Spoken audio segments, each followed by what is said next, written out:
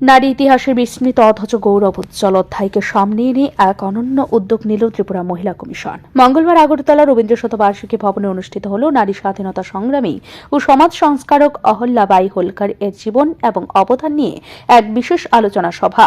অনুষ্ঠানে প্রধান অতিথি হিসেবে উপস্থিত ছিলেন মহিলা কমিশনের চেয়ারপারসন ঝর্ণা দেববর্মা এবং বিজেপি মহিলা মোর্চা রাজ্য সভাপতি পাপিয়া দত্ত। সভায় বক্তারা এক বাক্যে স্বীকার করেন, অহল্যাবাই হোলকার শুধুমাত্র একজন রাজন্যবংশীয় শাসকই ছিলেন না, তিনি ছিলেন নারী শিক্ষা, সামাজিক ন্যায় বিচার ও প্রগতিশীল শাসনের প্রতীক। তার প্রশাসনিক দক্ষতা, মানবিক চিন্তাধারা এবং সমাজ সংস্কার অবদানের কথা আজকের প্রজন্মের কাছে এক শিক্ষণীয় অধ্যায়। The Britishers have left India.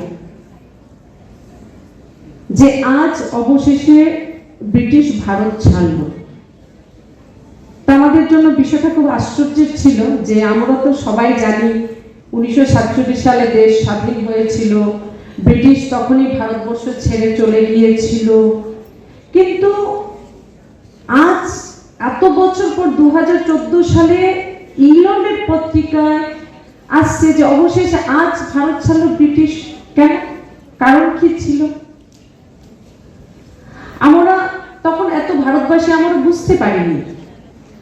তা আমরা ধীরে ধীরে বুঝলাম তখন, যখন সময়ের সঙ্গে আজ কিছুক্ষণ আগে ডক্টর রাজেশ চ্যাটার্জি উনিও তুলে ধরলেন যে আজকের দিনে আমার শুরু করা উচিত ছিল অপারেশন সিন্দুরের যে সফলতা, সেই সাফল্যের শক্তির জন্য আমার মনে হয় প্রত্যেকের একটি করতালি দেওয়া উচিত এবং নিশ্চিতভাবে আরো জোরদার করতালি এই কারণে হওয়া প্রয়োজন যে এই অপারেশন সিন্দুরের নেতৃত্বে আজ একজন মহিয়সী নারীর উপর আমরা আলোচনা করতে যাচ্ছি।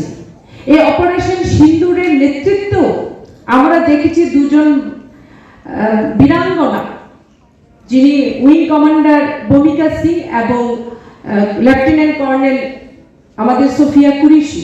তাদের নেতৃত্ব দেখলাম, তাদেরকে আমরা ব্রিফ করতে দেখলাম এই অপারেশন সিন্দুরকে মিডিয়ার সামনে বসে। এই আলোচনা সভায় অংশগ্রহণ করেন বিভিন্ন শিক্ষাবিদ, সমাজকর্মী, ইতিহাসবিদ এবং ছাত্রছাত্রীরা।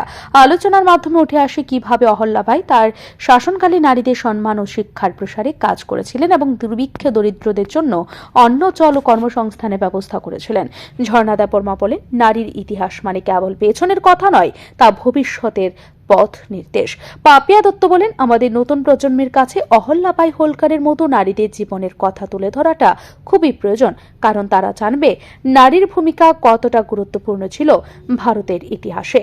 ত্রিপুরা মহিলা কমিশনের পক্ষ থেকে জানানো হয়েছে, ভবিষ্যতে ওই ধরনের আলোচনা এবং সাংস্কৃতিক অনুষ্ঠানের আয়োজন করা হবে, যাতে সমাজে নারীর ভূমিকা এবং সংগ্রামের ইতিবৃত্ত আরও বিস্তার তুলে ধরা যায়।